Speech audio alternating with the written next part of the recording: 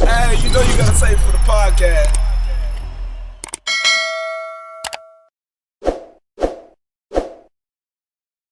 This is the start of the pod that I'm putting in. We at the end right now. Me and Damo, we closing up, but we just had a voice note and we wanted to play it, and it's real crackly. We can't really hear it. And again, I think it's Linda. It says Linda Donaldson and Kiley Williams. If y'all watching this now, it's at the start of the pod, so you should be watching it now. Go ahead and resend that voice note to us because it was real crackly. We couldn't hear it, couldn't make out anything you were saying. So we want to make sure we say it. Yeah, we want to make sure we get you on the next pod. Linda Donaldson and Kiley Williams. I think, it says Williams. I'm assuming Kiley Williams. We need y'all to resend whatever message y'all send on. What's the name? Acorn? Anchor. Anchor. Because that one didn't come through clear. If you can, send it to my personal page or save it for the podcast page on Instagram. Yeah, we got Please. y'all. We will respond. Or leave back it next under week. a YouTube video. Whatever. We want the voice. But we voice. appreciate y'all, man. You send that boy to me?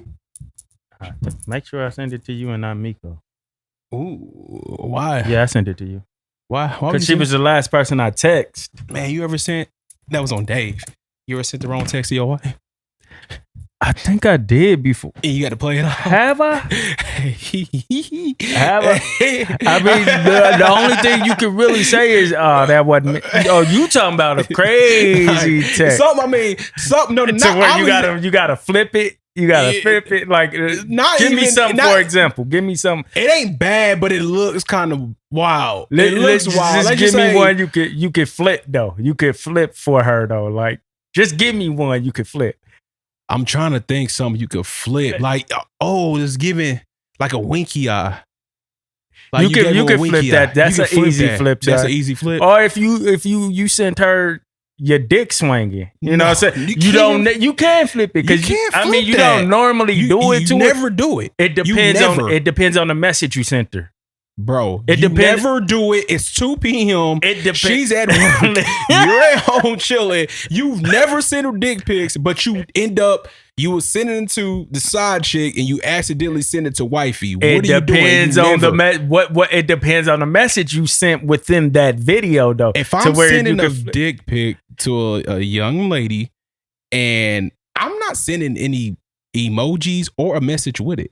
Listen. What are you saying? I'm saying, you saying if you just normally just send a dick pic, there's no emojis, there's no nothing. It's just I'm so confident in this dick, I ain't gotta even throw nothing else out there. That's what I'm saying. Okay. Like, I'm just you can flip that then. That's easy. Because there was no flipping that at 2 p.m. You can flip it because there's no personal message in there. I'm saying there's no personal message. There's no let's say you called your side piece Binky or what, I don't know, whatever you call it, Sugarfoot, whatever you call her. You could damn near still flip that because it's like, damn, Bro,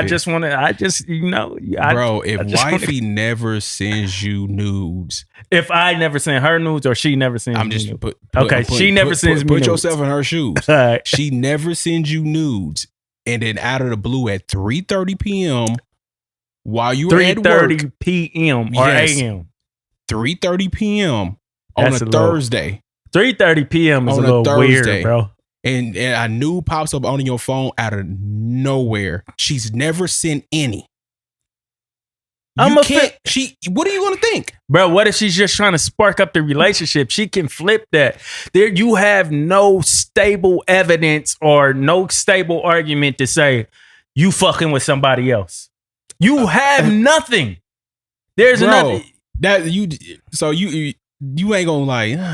You saying in my head, will I question it a little bit? Yeah, maybe. Are you gonna question it? Yeah, because that's damn near like she's never seen like that's damn near like she's sucking your dick a little different than she adding like it's like, damn, where you learned that trick? She probably watched a little porn. Yeah. So why can't she just, maybe she was listening to a talk show and they was like, you should send your man nudes, just random nudes. She better follow up. She better. If she sent it that, bro, you look like a race car driver, right? You look like a pit stop nigga, like the pit stop. You know, me. Shout out to Nick B, man. Nick Bendo, me and him we in the softball league. And so these are the joints that I wear. You know me, man. I always gotta do extra. You know, I'm that. I'm not that dude that be at the rec center hooping in open gym with the sleeves and the arm pads. I'm not that dude. And be shitty. I'm not that dude. That was me. But shut up, bro. So in the softball league, I was like, man, I need those Oakley joints they be wearing, like they be wearing. You just wanted to feel. I just wanted to feel good, so I went to Walmart, got these for about like $8.99. They look alright. So I was like, let me just throw I these bet on Nick wish he had his camera at that time. Hey man. I know he said something. Nah, he laughed. Yeah, he laughed, but he didn't like. He didn't think I was overdoing it because. But it was your first day though, right? No. This was the first game. Yeah, first game. Only thing I had on accessory rods was these. Other than that, I look normal. But had you been to any practices before that? Yes. Was you an ad on the team or was you already with the team? I paid my fee and I signed up. I'm a day one on the squad. Because it's a little different if you come through that. Because there's a few things you can think like a nigga like his first day coming through like that. You either like, man, this nigga cold as fuck. Like he about to. Yeah. And then you come there and be shitty. Like you can't come there on your first day. Hey, little story. Is there offense to like? Go ahead. You probably about to say something. No, little story. Real quick. Yeah, we need that story. I just got back. To be honest with you, so we had the first week that we met up. It was just like meeting up, a gathering, the fellas getting together, getting getting to know one another, and just chopping it up, linking up, and. That was just practice, just getting familiar with the field and all that stuff, and just getting wiping the rust off, and getting to it. So we was cool the first week, and I had my little my middle of the malls. If y'all know me, I got some Ray-Bans. I'm not trying to stunt, but I got my regular black, Forever 21 joints. Like they look like Ray-Bans, but they not. Are they real Ray-Bans?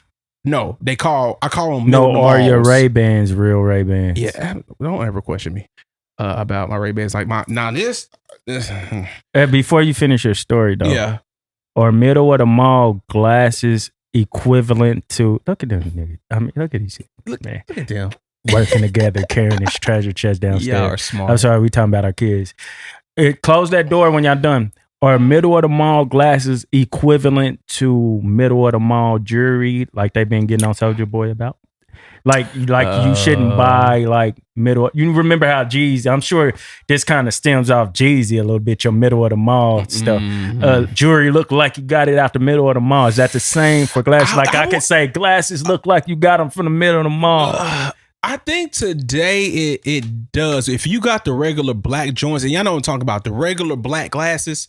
Just standard square frame or whatnot, like they probably H&M's or middle of the malls because they don't have Ray-Ban. They don't have the Ray-Ban logo on them because that's like the standard black eyewear for today. Ray-Ban? That's a standard that's black. Standard. Yes, a standard. You know what I'm saying? So if you ain't got that Ray-Ban logo, more than likely they're middle of the malls. So if I got the same exact shape glasses, everything about it besides that signature, you looking at me like, nigga, you fugazi, or you I can't get them off. You can't, nigga. I'll probably wear. I will too. I wear middle of the malls all the time. You gonna look at me what? I'll be like, nah, I don't. I'm not gonna like. You're a judger. I'm not gonna judge you. I'm not gonna belittle you. I'm not gonna like act like you don't got money or anything. It's just like in your head you belittling me. That's just a standard. But in your head, are you belittling the person? I'm like, I'll probably say, man, he could have got the bands though. He could have got the bands. You act like the bands is cheap. They not. They 200 plus. Got the bands though. He could have got the bands though.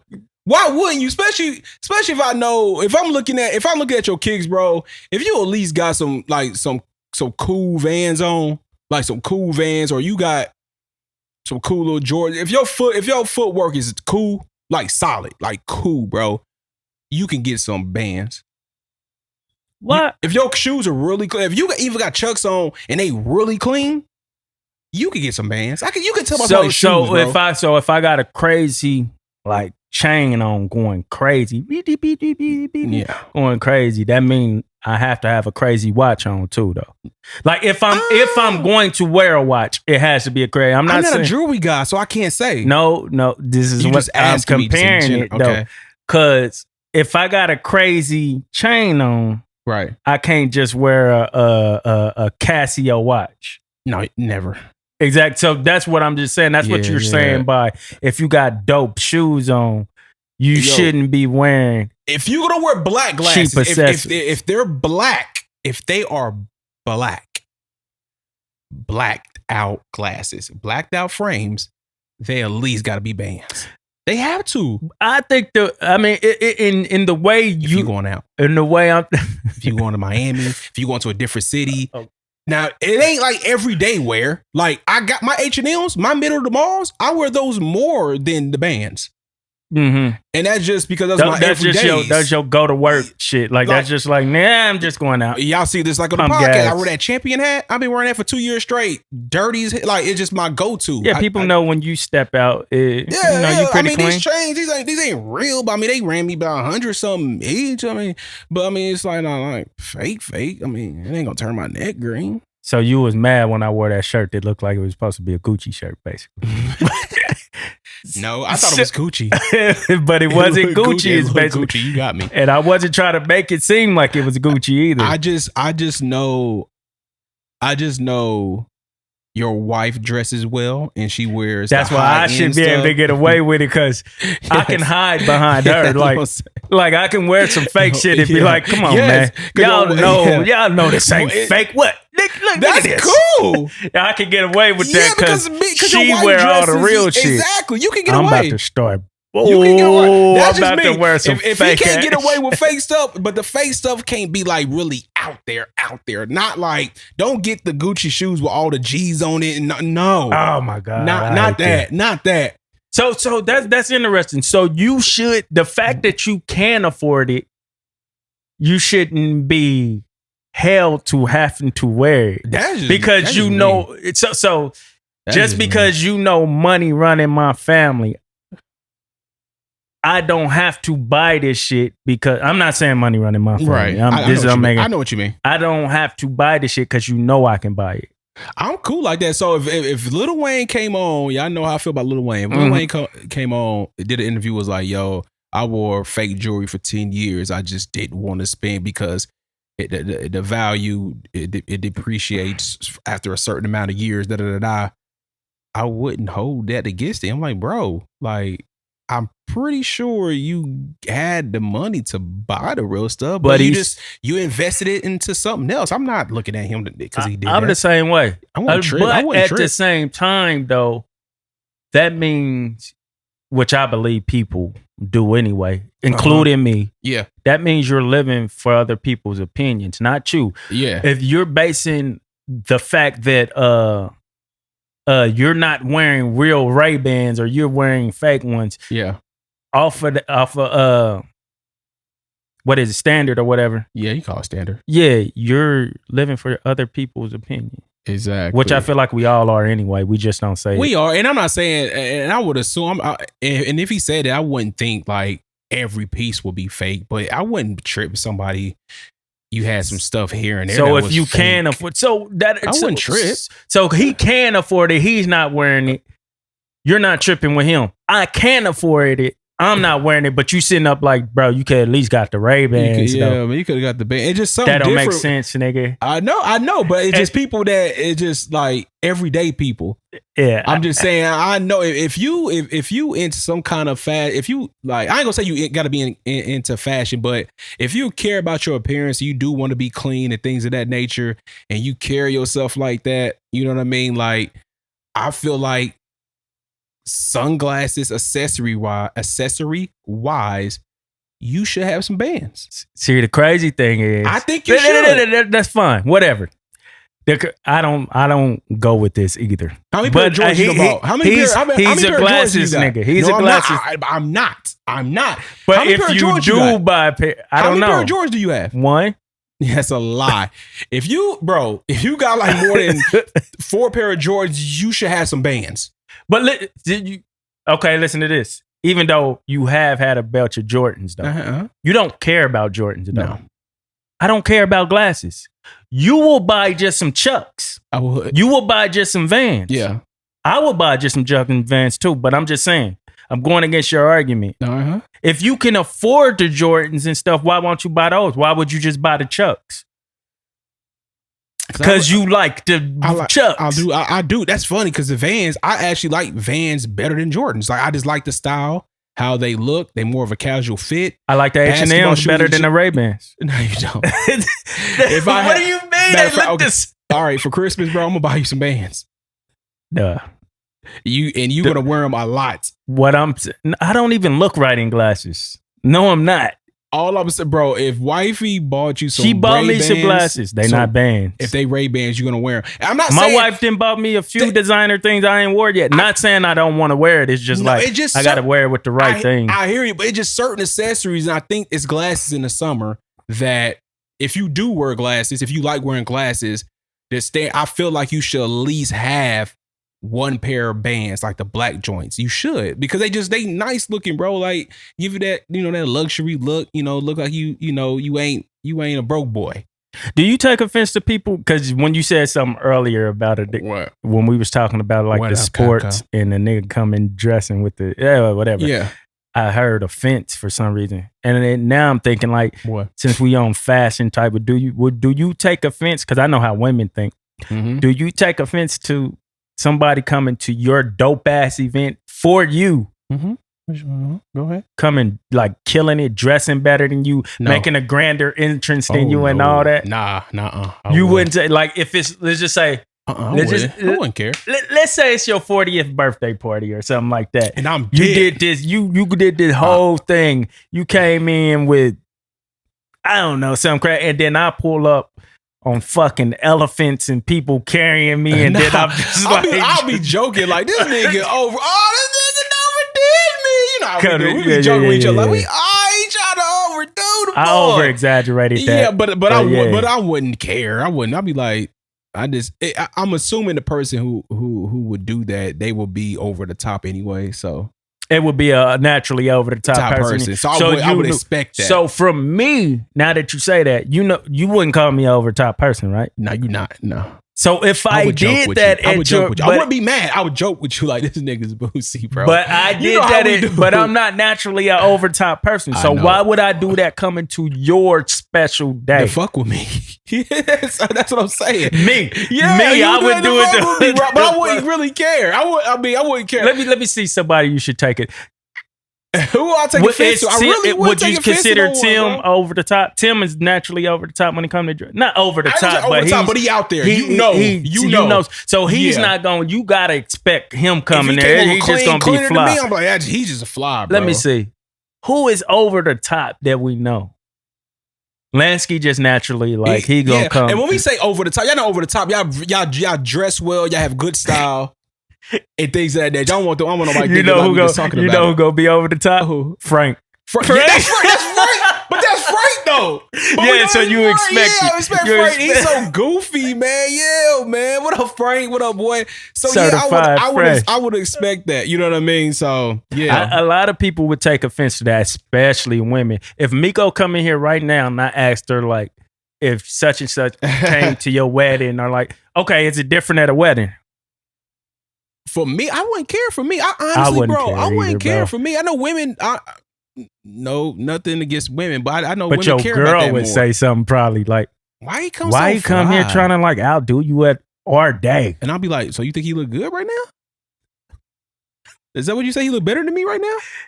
What does he say? Yeah. I'll be like, "Damn." Like I mean, dip wise, yeah. He way different than you. Like with me and Miko is probably like picked out if it's the for the wedding. Yeah, she picked out what I was wearing. That's dope. So that'll be against her then. Yeah. If he more dipped than me, that's against her. Like, nah, nigga, you got out dipped. I didn't get out dipped. You got out dipped. That nigga out dipped you. You picked this for me. I would trip. I really wouldn't trip, man. I'd just be cool. I'd just be joking and stuff like that. But I really wouldn't trip. And I know me. I know a lot of people. I wouldn't be like dip.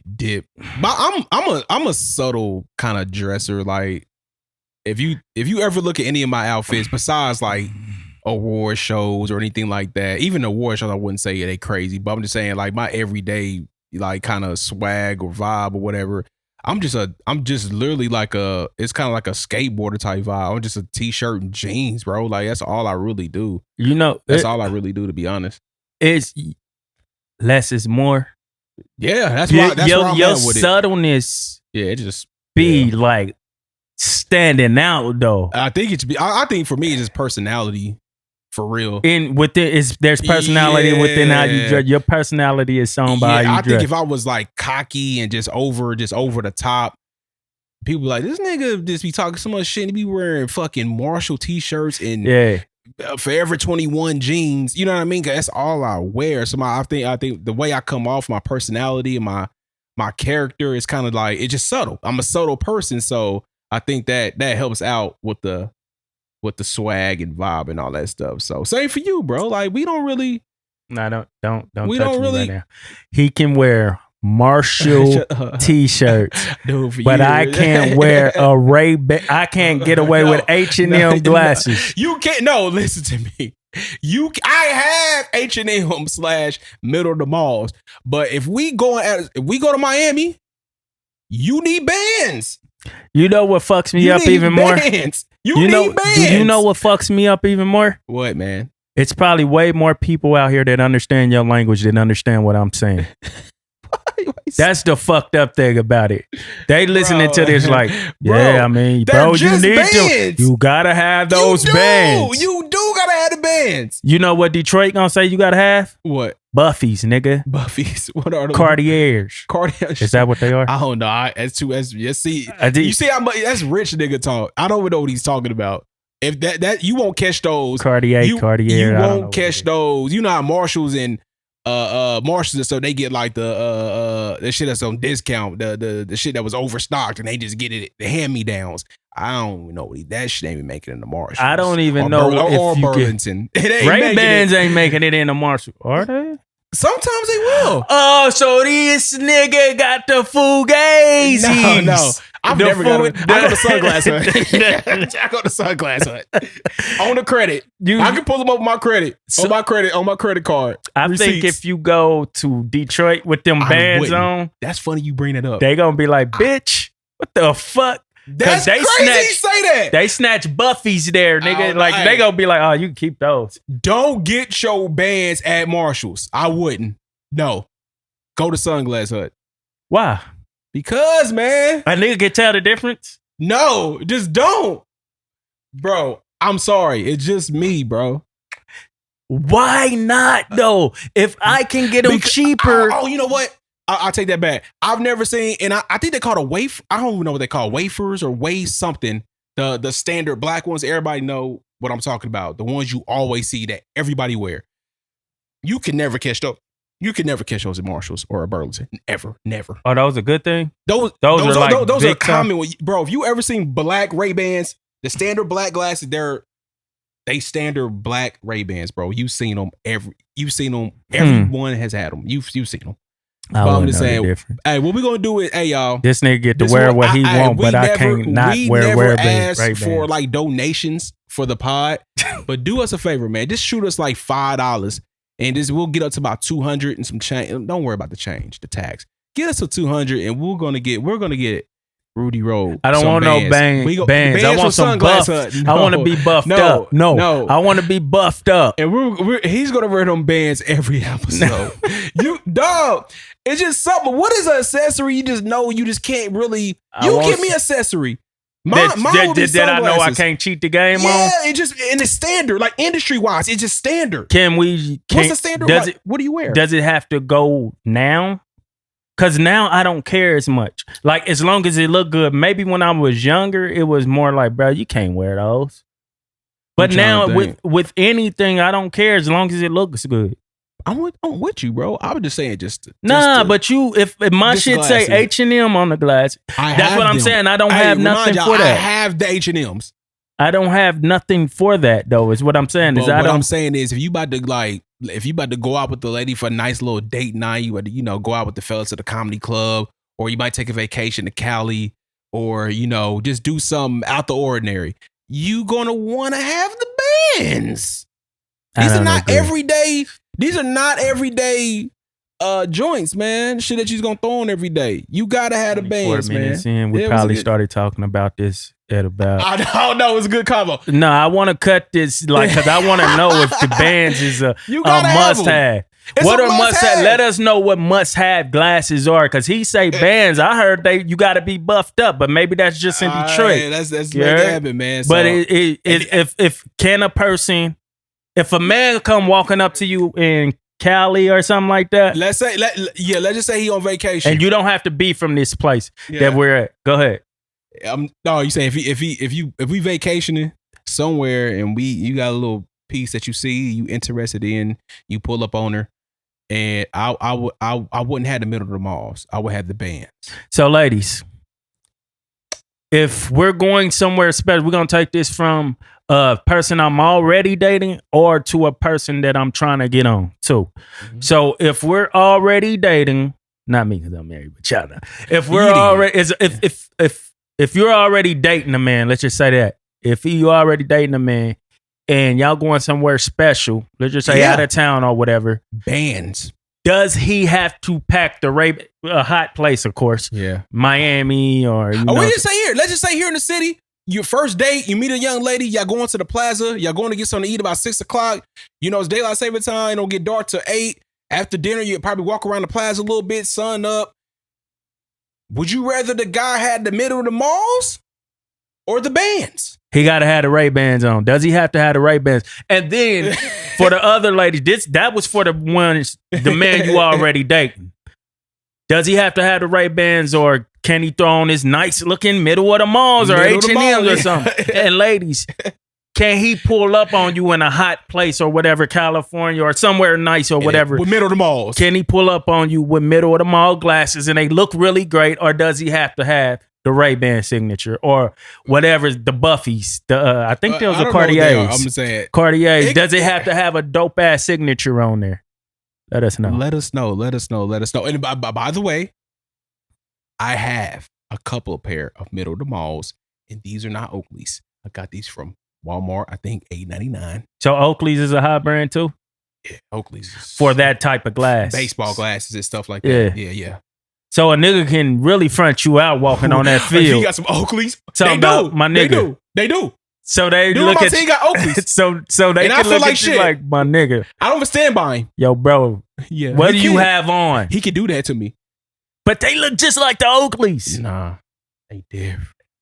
The Oakley on got the side. Oakley. Man, get out of here, bro. So the signature makes a difference. Yes, Damo. All right, man. Hey, let's just go to our song, man. We ain't even started the episode yet. Man. All right, man. Hey, put in the comments if y'all like my joints, man. My middle of the Wallies. This is for the baseball players, because ain't no woman talking to no dude with their glasses. What's wrong with these? Bro. Now you judging?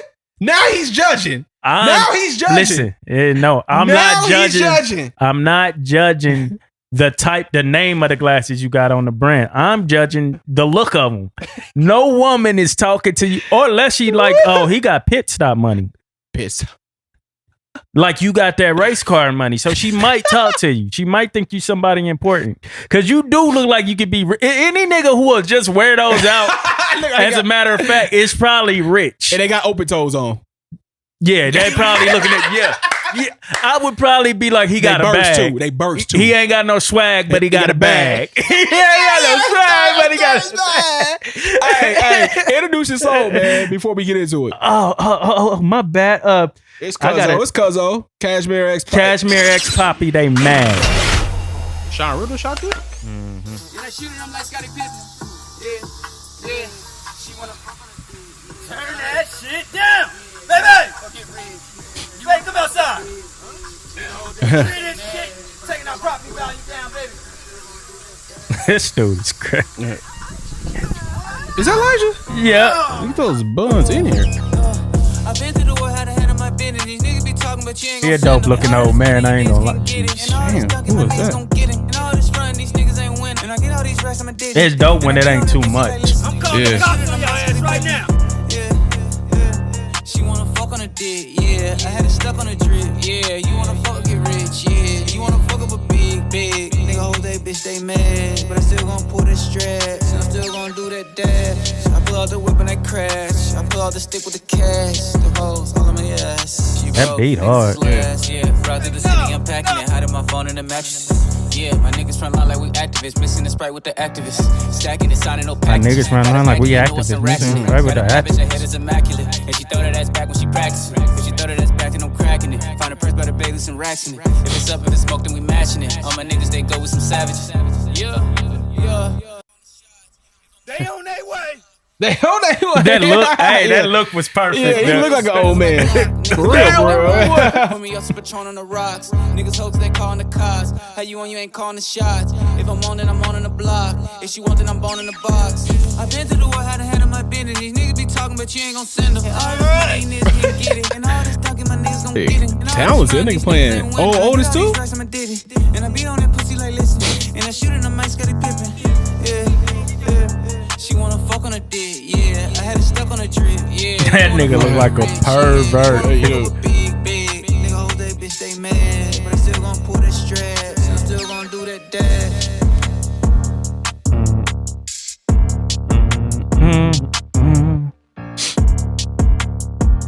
Hey, that old man dance is kind of cool, boy. If I come back here, it's gonna be some bros. I see you lying, man.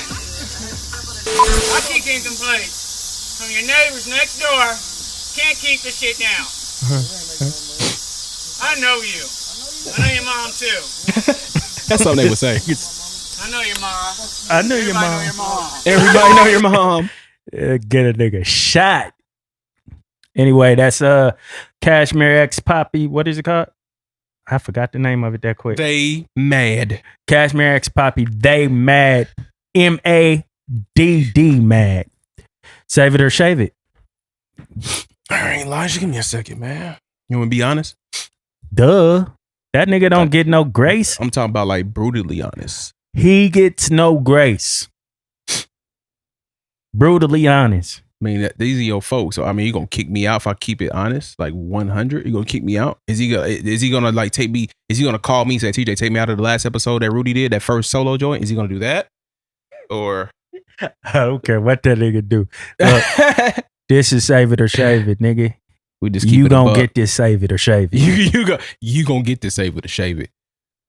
Saving it, man. Why are you saving it? That boy was. I get the visuals. I'm trying to figure out the visual. Give me a second. I don't know if the visuals helped out or not. Let me just break it down in my head right now. Let me do me. His flow was dope because I felt like he did the Drake, meaning he hummed that flow and then wrote to it. I feel like, and he found like a weird pocket to do that flow. Then, like I said, then he wrote to it. So I'll fuck with that. For some odd reason, man, when people use the same line bar and make and do it back to back, but it be like probably different words within it, but so it's the simple, same. but it's hard to do. It's hard. It's like what Drake he do when said he it. I forgot what he did. When he did the dog, dog,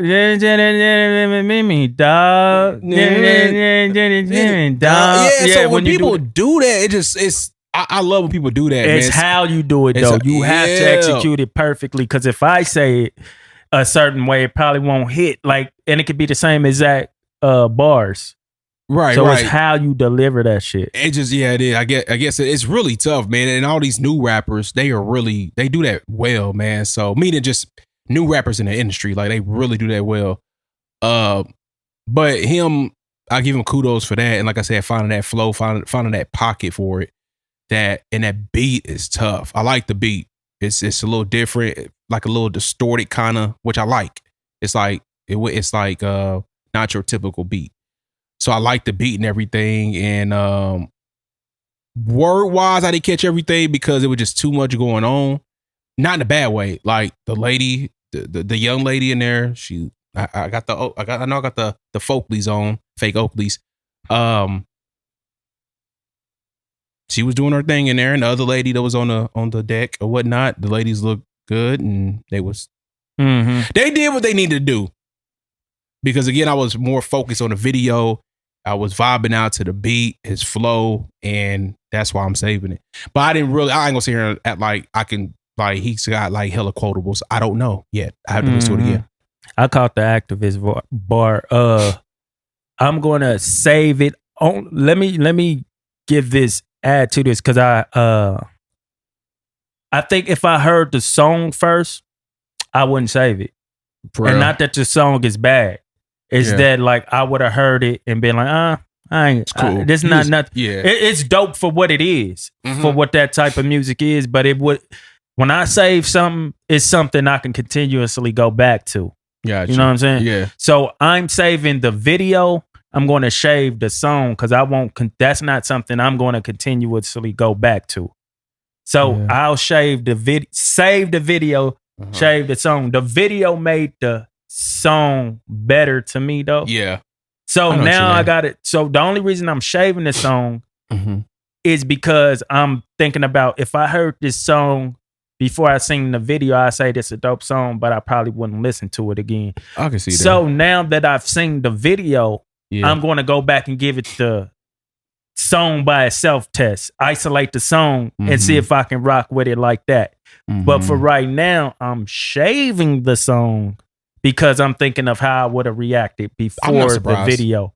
Now that you're shaving it, I shaved straightening before I seen the video.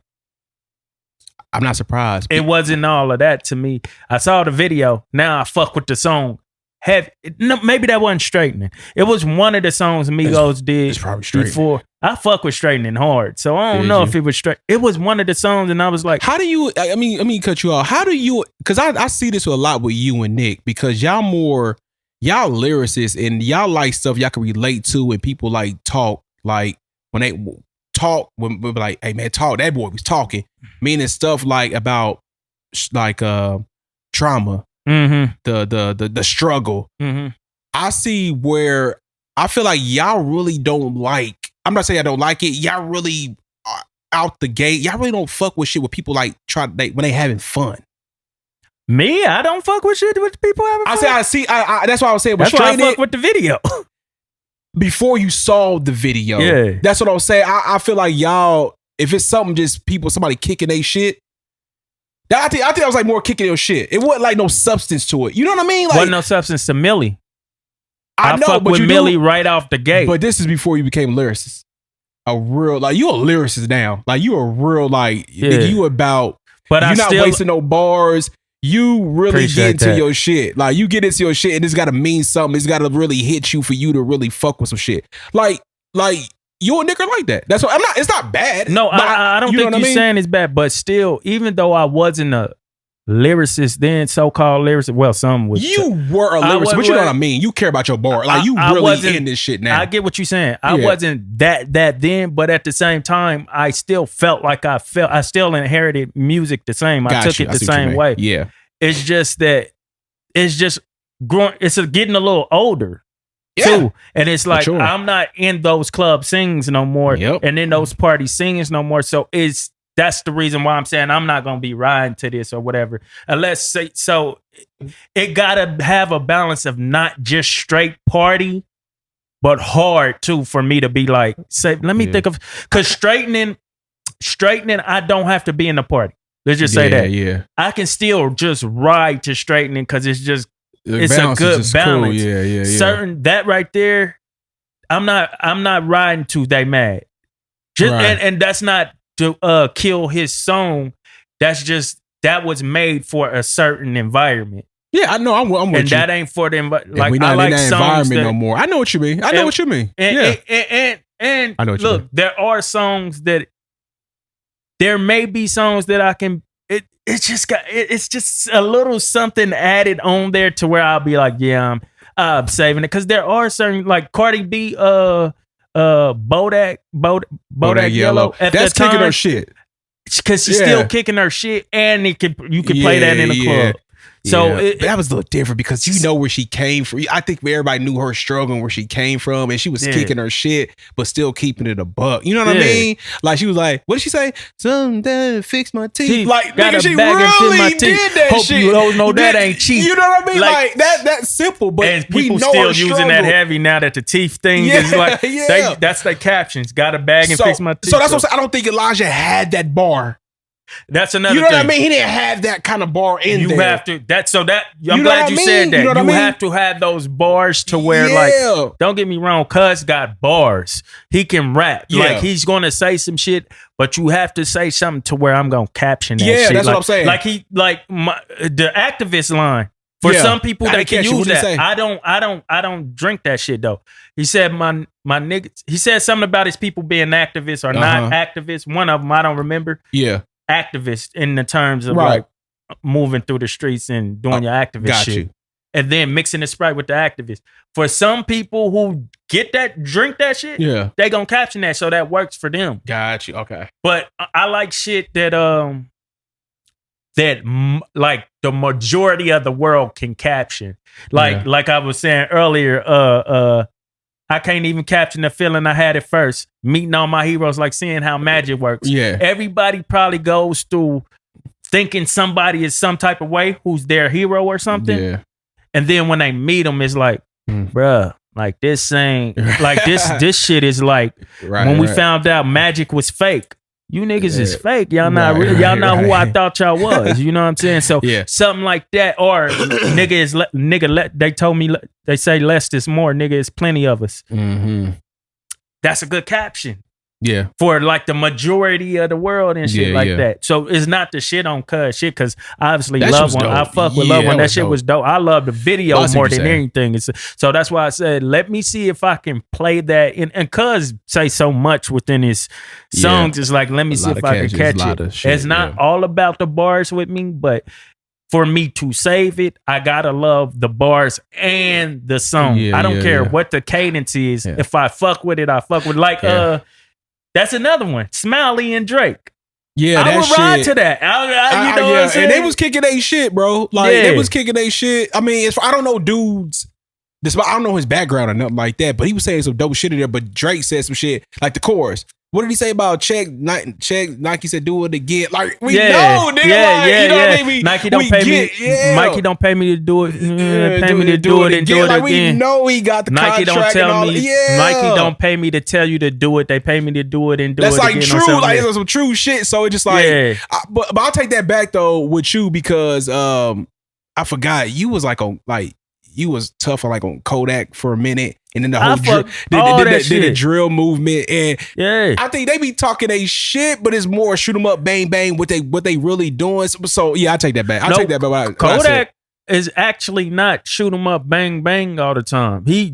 Kodak got a lot of shit. If you really like, I think like Kodak came out in an era of quote unquote mumble rap. Yeah. Which when you really listen to that shit, unless you talking about like Playboy Cardi, like those are more mumblers and thugs. Like Migos and them, those are not mumblers. Like they actually be saying stuff. Yeah. But Kodak came out within a mix of all of that, so he was automatically put in that category. Like the new rappers are mumble rap. He's not that nigga rap. 21 Savage. I love Kodak and 21 Savage. I love them. They don't have to have if you call me lyricist, okay, cool. They don't have to be like quote unquote lyricists. They can have like they are lyricists within their own right to me. Yeah. As long as you speaking to something and it's got substance and stuff. Yeah, I'll take that back. I'll take that back because even with Nick, I take that back because it was a song that Jack Harlow was popping. He was kicking his shit. What's popping? I'm gonna play That's just a perfect one. Yeah. And he was kicking some shit in there, bro. You know what I mean? So started from the bottom. Yeah, those types. Man, so I will play those. Shit. Yeah, you right. My bad. It's just all about the mix of the music, like how it goes, and then how it speaks to me. Because in those certain songs. Like Jack Harlow and like started from the bottom, you're going to say something that connects to me. Exactly. That's Jack Harlow had a line that just exploded in my head. Like, bro, I love it. It was just that few sets of bars that, and I wish we could play the song right now because I can't think of them right now. But I'm like, everybody should be able to connect to this right here. Right. Yeah, I know what you mean. So I'll take that back. After talking about this with you and Nick, if it's just like a kicking it shit kind of song and ain't really got nothing y'all can connect with or somebody or everybody can connect with, like a line or two, then I can see where y'all not fuck with it. So my bad. I don't want to speak for Nick. Yeah. Cause he may take, cause Nick do listen to the thumping shit too. Yeah. I don't know if it has to like hit him somewhere. Gotcha. Or if it has to be a particular get bar. on. Yeah, ask you. So I don't want to speak for Nick, but Nick does listen to more than just the real life shit. Life. Cause shit, Nick don't like Nas like that and shit, and he spit real life shit. So so, that's right. And Nas, all Pusha he do, T, he's like, I forgot. He hate them niggas. My bad, Nick. I don't want to say he hate them, but we know I'm talking shit. But he don't fuck with them like that. So my bad, Nick. Nick is one of the more diverse people when it comes to listening to music. He could pick up of like, let's just say there are other people who like rap the same lingo as Nas, J. Cole and shit. But he might not like really fuck with Nas and J. Cole, but he fuck with somebody else who say it, but it's just a better beat. It's a better, like, it's not as boring. Nick don't want to be bored. Yeah, there you go. And you know the crazy thing about us though? Like Nick don't like those type of people. But he's one of those people to a lot of people. Like they kick that shit. What I'm saying, he kicks that shit at every bar. He's really dope at picking beats, but he can also rap to beats that aren't, quote unquote thumpers and stuff like that. So it's like, one time he said that to me when I heard him say that, I was like, but you do that type of music and shit. I understand that though. Because even my style of playing basketball when I was playing recreational is not Kobe. Right. But I love Kobe. I got you know what I'm saying? So I can understand even in that sense, like, I don't want to hear that shit, but I make that type of shit. You know what I'm saying? I don't want to hear. I guess it's all about how you deliver it too. Another thing about Nick, he don't deliver it boring. He used to back in the day, but now he didn't. His flow has stepped up. It's more character in it versus like Nas.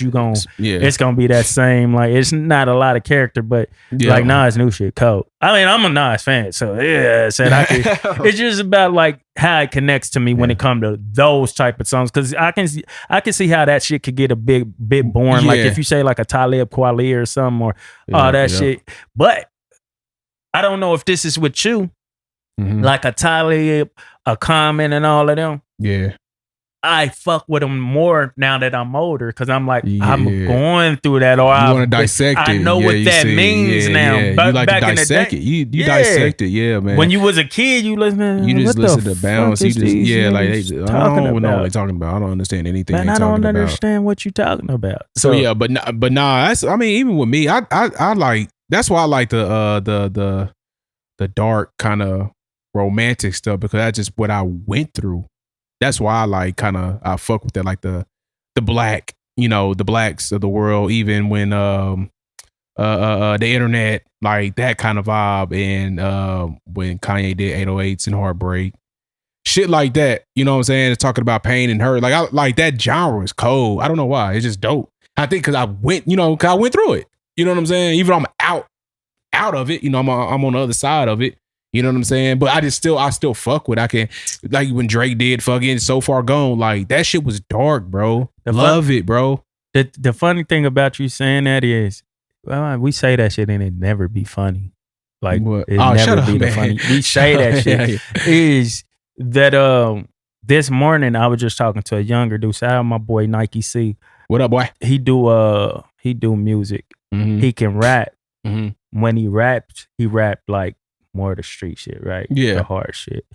When he sings, he also sings. You hear his pain. Yeah. The black and all that shit. Yeah. Like the rod wave and all of that. He's probably a little TJ.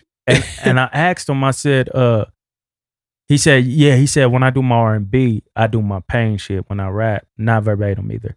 I'm paraphrasing. When I rap, I do my hard shit, basically. Yeah. And I said, why don't you think, because I was talking to him about like putting more of his life into his bars and shit when he rapping and shit. Yeah, put yeah. more shit that people can connect to or whatever, because everything don't have to be jump out. And this is not me trying to change him, but I was just telling him like what'll probably last the longest.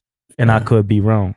But he was like, I just don't think I can do that within rap, but in R&B, I can do that. Express yourself a little more. And I asked him, are you saying that you don't think you can do it, or are you saying you don't think people could do it within rap? Because Meek Mill do it, Nick do it. Like he was like, no, I can't do it. And I was like, okay, I understand that. Right. And he said, and I said, the crazy thing about you saying that is Kayne rap versus Kayne R&B, it hit different. It does hit different.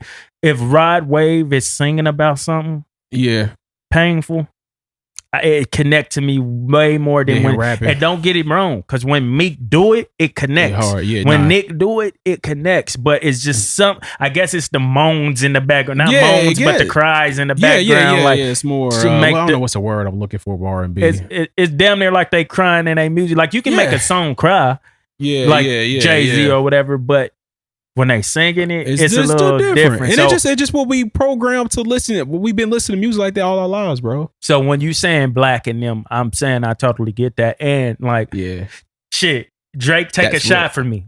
That's what I'm saying. That was my shit. That's real life music to me. That's what I'm saying. So that's why I'm not saying that I don't connect with street music or nothing like that, because obviously I didn't go through it. I'm not like a street dude or whatnot, but I connected with the Hot Boys and No Limit and all, like when they was rapping about that street shit, shoot shit. I connected with it still, because I just felt that. I felt they pain. I felt they story. It's just like when you go to a movie and like The Notebook or something. We're not 90 years old and about to die. You know what I mean? But I love the Notebook. I felt the pain, oh my bro. God. I feel it. Like I feel it. So that was the same thing. That's the same thing with music. When people do rap about the streets, and then when I say I can't connect to it because I feel their pain, bro. Like when we all feeling pain, like it's not a good feeling. At the end of the day, it don't matter if your pain feel this way, my pain feel this way. It's still pain at the end of the day. You know what I mean? It ain't like a good feeling. So that's why I was like, I can connect to shit. You know what I'm saying? So, but real life for me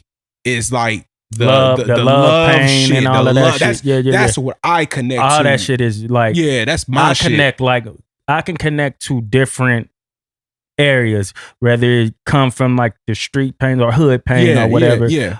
Or love pain, because I didn't felt it all. I would say I felt it all. Okay. So that's why I can connect to those different, even if it come from country music, man. Like I can connect to it all. But would you about to say something else? I can connect to the hood pain as well, because I'll be honest, like I've been playing sport. I played sports since I was like 4, so I was always in the city playing sports and just hanging out with.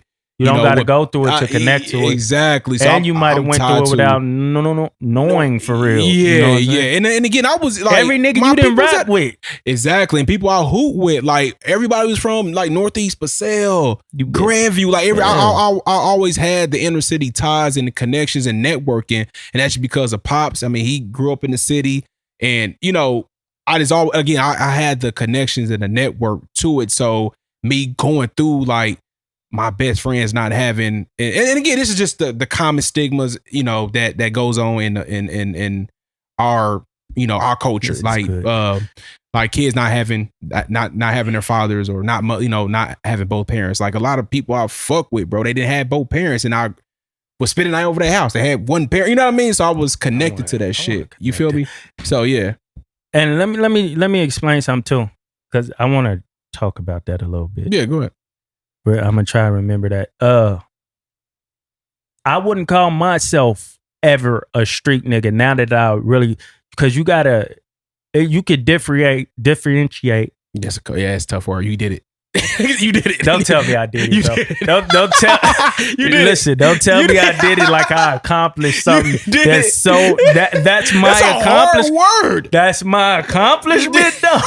Like, you did it. You did. I'm proud of you. I'm proud of you. Damn, bro. The bar set that low. No, you did. That's fucked up when you say it. That's fucked up when you try to give a nigga props and he take it the wrong way. Like, but anyway, what I was saying is, So I've learned as I've grown older to differentiate. Don't tell me don't do it, bro. Don't tell me don't do it. Do not tell me don't do it. I've learned how to differentiate. There you go. I'm still probably saying it wrong. Hey, it sounds good to me. In the street. Yeah. Just because I come from the hood or just because I've done things that street dudes do. Yeah. Some of the things that street dudes do don't make me a street dude because I'm not a street nigga. Right. I dealt with street niggas. Yeah, that's still I've make you a done street things nigga. that street niggas do, but there's also a lot of things, a lot of like risk and a lot of like different like rules that they live by that I wouldn't necessarily agree to. Right. Well, maybe then I did. No, but I hear you. like now, but I wasn't no street nigga. Right. I was more doing things that street niggas do. Right. Not crazy, but you know, just I know doing what shit that street niggas do and like always around them. Fine line. But when they here, I'm not there. If you call me for something and it's something going down, I'm with it. Yeah. But if you're initiating this going down, you know what I'm saying? Do what's right. You gonna do what's right, bro. Yeah, like, I'm riding with my guys, but I'm not like, hey, bro, we should just go do this today, like one of those. Not like things. being yes man or whatever. Like, you still gonna express what's right. Yeah. At the end of the day, you gonna and doing what I had to do to have money, but we do it differently. Y'all do it for the love of the streets. I don't do it for the love. I needed extra money. You know what I'm saying? I needed this or whatever. So I wouldn't say I'm a street nigga. Whatever they had going on was them. Don't connect me to that. Them my guys, but I'm not willing to kill no nigga for no money. Right. I'm not into it. Like that's what street niggas do, I guess. I ain't killing no nigga over no money. You hear me? Right. Because I love people more than I love money. Yeah. You know what I'm saying? So, but this takes me to a conversation that I was having with them. You said something earlier. I said we're gonna talk about the parents. Yeah. Take me to a conversation where I was having with Caprice, like what up, boy? Late late last week. Niggas hate Caprice. No, hey, man, Hamstring Hill, man. It was good. I was. Ooh. Hey, okay. We was talking about something, and it made me bring up JJ. Which I wanted to apologize to JJ. I hope you see this. Cut this clip and send it to him. Apologize to JJ and apologize to you and Avery. Because I remember back in the day, and this always stuck with me when he said it to me. And it's crazy. Like when I met JJ, he was probably like 12, 10. Probably 10, 12 years that nigga old, was bro. young. He was a young dude. And he, you know, we played 2K all the time, and we was you was around a bunch of hood niggas from the hood, street niggas, or whatever they was, whatever we was considered. Yeah.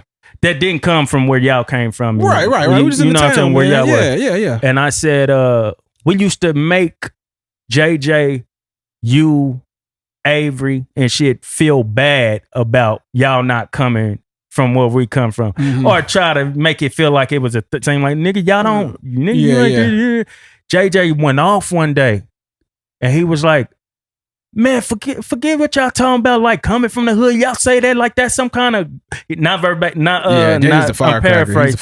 He just went off one day. He was like, y'all always like saying that shit like it means something. Like he was just going off, and then it was kind of like, man, shut your bitch ass up. Not that we necessarily say, but it's kind of like, man, shut up, little nigga. Like, what are you talking about? But it always stuck with me because, like, even like 2-3 times a year, I may go back to it in my head. And now that I'm older, like realizing a lot of shit, it's really like because what he said was real to me back then. It was real, but I wasn't man enough to admit it. Yeah, I know what you mean. Yeah. Now that I'm getting older, I'm really cutting and dissecting life and like looking back at myself and shit, like and just little stuff like that. I said he was completely right and I was completely wrong. Wrong. It's not that I shouldn't be proud of where I come from, but don't try to make somebody else like feel lesser than else what they got. Yeah, because it's a defense thing for me. That I realize we do this because it's a defense thing too sometimes. Like I gotta make myself feel better about where I come from. So I gotta belittle you because you had a little more. And it ain't like y'all rich. Right. Y'all didn't come from like, and y'all have your own struggles too. Yeah, most but I wouldn't definitely. know that. You know, I just believe if you didn't come from or go through what we had to go through or whatever, and it's people who went through worse than us who can say that about us. Right, yeah. That you ain't like, with that shit you talking about, nigga, you ain't, I mean, that shit ain't no struggle.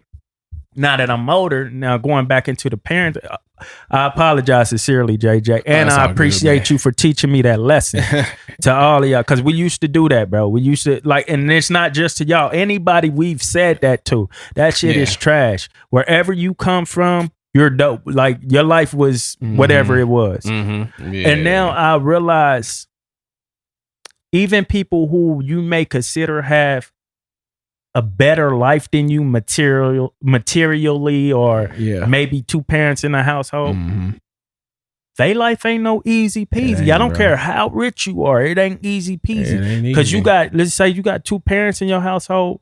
You have the struggle of, not you particularly. You may have the struggle of your father was great. He did this, he did that, he worked these jobs and something. My mama did this. Let's just say if your mama was a lawyer, daddy was a doctor or whatever. Yeah. You have to carry that on. Like they make you, a lot of parents like that make you think that you have to carry that on. So that's not something you really want to do. So you stressing trying to accomplish that, being somebody pressure, you're not, bro. Keeping and that makes you start treating people differently in your life. Like if you're not doing this, you're just making them feel bad about what they doing because you got that from your household or whatever. Yeah, not saying that is necessarily your struggle, but it's tough. Households like two parent households have struggle too. It's very tough, man. Looking at your maybe your mom is cheating on your dad.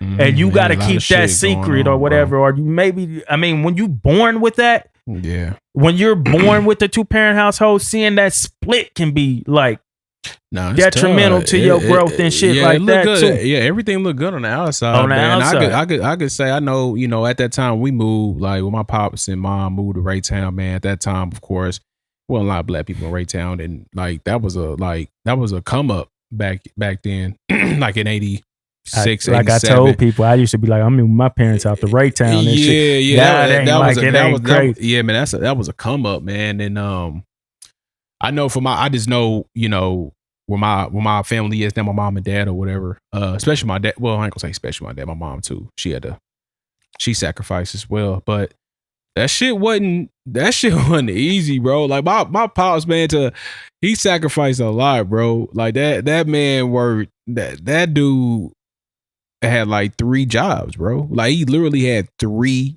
jobs, bro, to even make ends meet. Like that's so to pick up and move and do that, and knowing that you had to take on, that man had like 3 jobs all the way until I was in high school, bro. Like 3 jobs so we can, be comfortable. I ain't gonna say even be comfortable. Yeah, be comfortable and make ends meet. Mom had a gig. Mom didn't go to college or nothing like that. She was just like, graduated from high school, bro, and just worked at a hospital. I think that's what all the families used to do back in the, Right. And my mom went to, my mom and dad's from the city. My dad went to Central. Mom went to Central, got busted Van Horn. So again, they from the city, bro. Like they from the hood, you know what I mean? But they just they sacrifice time. I think they sacrificed being able to do what they want to do to, for us to have a better life, you know what I mean? So I understand that, like, working 3 jobs is like, that's wild, bro. Like, I don't think, like, bro, to have 3 sons, a wife, and they all in sports, and you a coach on top of that, like, this man would literally start working at 4 a.m. And I had a taste of this too. Pause. I know I had to say that, but I just felt like it. Working for 4 a.m. and not getting home until like 11 p.m., bro. And that's just because he had 3 jobs, and then in the evening he had to coach. You know what I'm saying? And I had to do that, when I was, going to park and hooping. Me and my lady at the time I stayed together. We had a kid. We had Jada. And I started my days 4 a.m. You know what I mean? And getting off, going to school. If I'm not in school, I got Jada. She was like 1 or 2 years old, bro, that her mom went to school. When she got back, I had to go to Marshalls. I was doing Marshalls from, 3 to 9, that, like to close or whatever. I'm not getting home till like 9, 10 o'clock, bro. So I had 2 jobs. I was working, like I said, I was doing UPS. Then I went to Marshalls. Then I had to do to fulfill my scholarship to pay for it because I had to come back and finish a few courses. I had to work at Park. I had to record video games. I said video games. I had to record the basketball games to pay my tuition. So I had a little taste of that, bro. Just the grind out there. That's where I get that from. My pops, man. Just that whole grind mode, like just doing whatever it takes, bro, to make ends meet, make sure my family eats. So yeah, man, like still doing the music and all still that doing stuff. it. Yeah, it's a lot, bro. So yeah, it just that move to Raytown, bro. Like I don't think it would have been for them to be comfortable, bro. It would have been easy just to stay on Wabash, and we just go to I'm not sure what elementary schools around there by Central, but stay there. Live with our grandma. You know what I mean? Like that would just been an easier move. But he was like, I want better for my kids. I want my kids. Nothing against the city. I just want I want better for my kids. I want our own crib, and I want my kids to be able to be do sports. And his whole plan behind that, I didn't know, for us to do sports is so he wouldn't have to pay for our college. Like he already knew. Yeah. He already knew what he wanted us. That's why he spent so much time and so much money in getting us out of the city into like a better school district and get more opportunity is in networking so we could go to school. You know what I mean? And not have to pay for it. And if y'all know people that I know there's people that go to college, man, they be hundreds of thousands of dollars in debt, bro, for a piece of paper. And I'm one of the few, me and my brothers, bro, like I can gladly say, and I'll brag about this, like we didn't have no debt. Like, and you should brag about it. You know what I mean? We didn't have no debt. That's bro. Dope. You know what I'm saying? Like we used that tool that our dad he instilled, like, that whole, working hard, bro, and use this, use sports, as a tool, bro. Like, even if you don't make the league, no, we know hell of people that make the league. But use that shit as a tool where you can, like, get your family started and don't be in no debt. He didn't allow us to do credit cards. He didn't allow us to do no credit card, like take out credit cards, do credit or nothing. Like he was like, bro, just listen to me, dog. I didn't get it till later. I didn't get it until y'all had good balance too, because if y'all get it all and lose it, y'all cool, and y'all still know how. Like from your dad's experience, about the hood and your mom and dad. Exactly. I was there every week. I was in the city. Like, I ain't gonna say it sound crazy. I was in the city every week. I was either at the great. I was like Climber Center, like Central. I was in, like, my grandma lived off 39th and Monroe. Like, bro, I was in the city like every week, bro, like all the time. So it's just like you were saying, I was around the shit all the time. I just wasn't. I'm not a street nigga. I've always said I'm from Raytown. I've never said I'm from Kansas City. Like I went to Raytown. I know I got a Kansas City address, bro. I live in Kansas City, but I'm just like, I know I'm in Raytown because I just know how, like, as far as the metropolitan area, like everything, I just know, like, if I'm saying I'm from Kansas City, they're gonna look at me kind of like, nigga, you from Raytown, bro, chill. I just how people did, you know what I mean? So I never did that. That's perfect for me to say. I lived in the hood. I was in the streets, but I didn't live in the streets. Yeah. My in the streets was, go out here and see what they doing today, or go link up with the homies or where peep shit out. Do what I gotta do, little nibble. Yeah. And then that was a weird thing to say. Yeah, nibble, I know what you mean. But you know what I'm saying? A little dibble dabble. Them niggas lived in the streets. Yeah. So that's the difference right there. You know what I'm saying? You know every single nigga in the streets. Dude. I don't know every single nigga in the streets. I don't know them. I know of them. Yeah. Y'all niggas know every street. They know you. They know, you know what I'm saying? I moved a little differently. But I want to go back to make this clear too. I had 2 great parents to me. Dope. We just didn't have a 2-parent household. Like, at times I stayed with my grandmother. At times I stayed with my mother. At times when I stayed with my father, but at no point did I ever think my mother and father didn't love me. And they instilled great things in me. My grandmothers and that was the true definition of a village raising kids. Cause we had, you know what I'm saying? They really like, so I think that's a dope experience we had. I think I'm privileged in that sense. Yeah, because you had the word there is support, because like you were saying earlier, bro, like a 2-parent, everybody think like a 2-parent household, which is all what it's cracked to be. It could be worse than a single mother raising a son. Like it could be, bro, it could get wild. I know you'll be seeing these movies and shit with 2-parent house. It could be wild. It ain't always the healthiest shit ever, bro. It ain't always the healthiest shit. And like where I can say I'm privileged is a lot of places as far as like learning just how to maneuver and shit. But one part I'm gonna point out is my parents not being together when, I don't know if they was together when I was born, but they wasn't together when I was like, I was cognitive of things, you know what I'm saying? Right, seeing what's going on. So yeah, I'm privileged in that sense because I didn't have to see them going through like different shit and getting my feelings hurt and shit like that. Or that's good, bro. For real. But the thing I lose in that is the fact that I don't see y'all going through shit. I don't know. Yeah.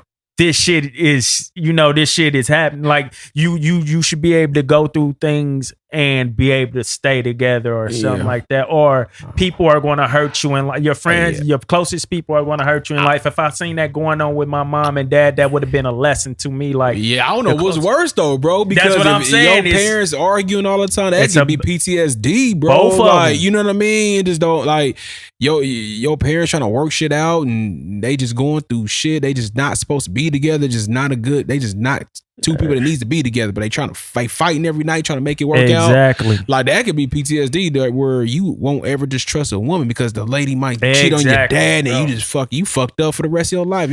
It take you a minute to get married because you saw your mom cheating on your dad every day. So it might be better for your parents to be split up. You know what I mean? It might just work out, bro. So we're like when we doing like if let's just say if that household is going through that, if you have, this is my advice. I'm not the smartest nigga. Let's call it. Shout out Misfit, my dumb advice. If you're going through those things in your household as parents and your children are seeing it, I think it's important to, after you go through that, explain what's going on. Explain, man. I still love your dad or your mother, but this got us here. This is how we maneuver through this. This is because they might be like, oh, why he cheat on her and she still stay with him, so I'm supposed to still stay with my man after. So kind of teach them life before life teaches it to them. And that way you can help them maneuver through it. Life is a great teacher though. Let life teach, but you don't want them to get to the point where they're stressing so hard over this shit to where they like their whole life is dependent on this person, and if it don't go right with this person, it's over. So you got to show them how to maneuver through this. There's still life after this, how to figure this out.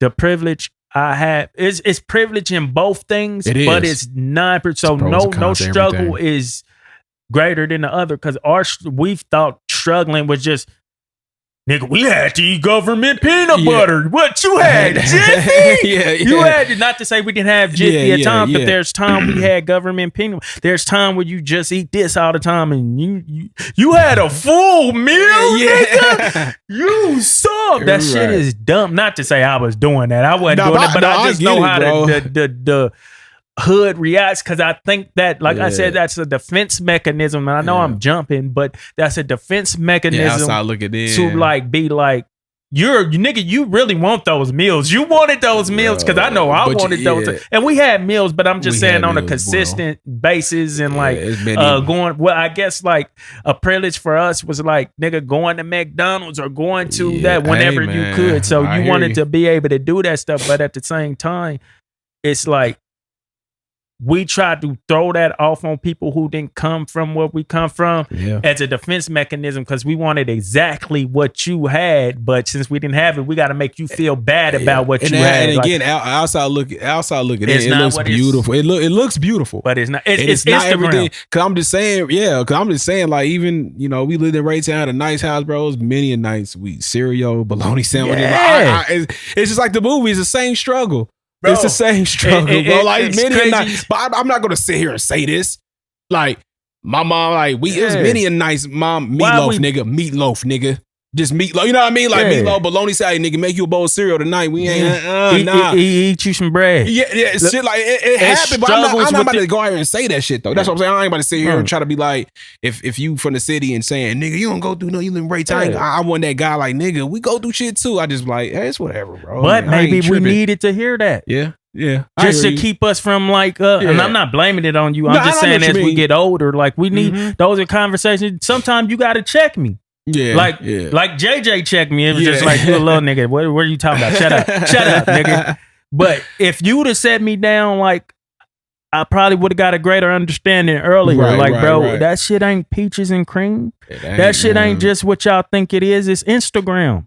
Yeah, it looks good. It's Facebook. It looks good. It look good. But why don't you come stay in my house for? Why don't we switch places? That show where they would switch places, switching husbands, switching stuff like that. That's perfect. It'd be solid for a little bit. Perfect example of that shit. Until you figure out, your parents working 3 jobs and you don't get. Only way I was seeing my dad is because I played sports. If I didn't play sports, what's up?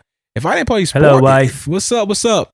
If I wasn't playing sports, I would never saw Pops. I would have never saw him. Never, ever. So that's why I think that was kind of a thing for us to be in sports because he knew what he loved and what he wanted to do. So he made sure his boys was in sports so he can hang out. But again, I'm telling you, if I wasn't in sport, I would have never saw my dad, bro. Never. And since we didn't have online back then, so right now, like I said, we got online right now. So you go to Instagram. You see this beautiful living or whatever, but you only seeing the outside. So you can't see what's really going on inside. So when I was younger, if I pulled up on your house and seen that house, I'd have been like, oh, these niggas got it or whatever. They ain't going through nothing. But that's just what that was our form of Instagram, just seeing that shit. So if I just seen that shit, I'd have been like, cuz ain't going through nothing. I don't want to hear. Look at this neighborhood. Yeah, it's just the area. Because you wrong, like, even if you tell back then you as a kid, like, what school you go to? Oh, shit, I go to least something North. Nah, this nigga got it. Yeah. And it's even a struggle when people think you got it. Cause like a lot of people who move out to those areas are struggling in those to stay in that area. We're part of it, bro. I'm telling you, my people. So I'm realizing that, bro, when I get older. Like, I graduated. I'm sorry to tell my age. I graduated in 03, man. Who cares about you telling your age but you? I know, but shut up, man.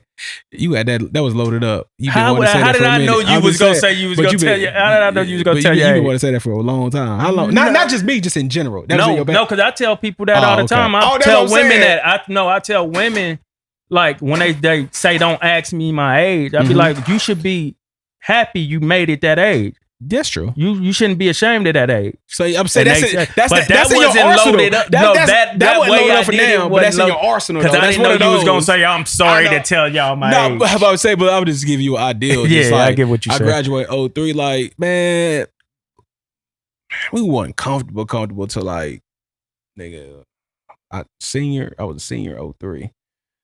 Maybe sophomore year in high school, bro. And I didn't find that out. I didn't know that until I got older. And my pops told me. He was like, man, if you only knew the half of the shit that was going through, dog. So I was just like, that's crazy. Because you be struggling to keep up that living. And even I heard Dave Chappelle say something, though, a minute ago. And like I said, paraphrasing, I don't know exactly what he said. But he was talking about when they moved from the hood to the, let's just say like y'all did, to the better area.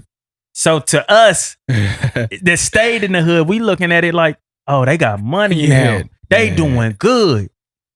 They're doing great. What you are doing a little better than us now financially. Yeah. But when you get out there, you struggling to keep up with them people that you out there with. Exactly. Like when you go to school, it's a different culture. Yeah. At that school you going to. Yeah, it's tough. To keep up with those certain things that they already have that they do on a regular. You know, it's a struggle to keep up with wearing Ray-Bans. Exactly. And shit that you talking about. Yeah, no, I'm glad facts. Miko here. I wish she would come down here. Yeah, when she come back. Miko, when you get a chance, come down here, please, because I'm going to ask her while we here. You just asked the question, like, would she rather them have bands or the middle of the mall?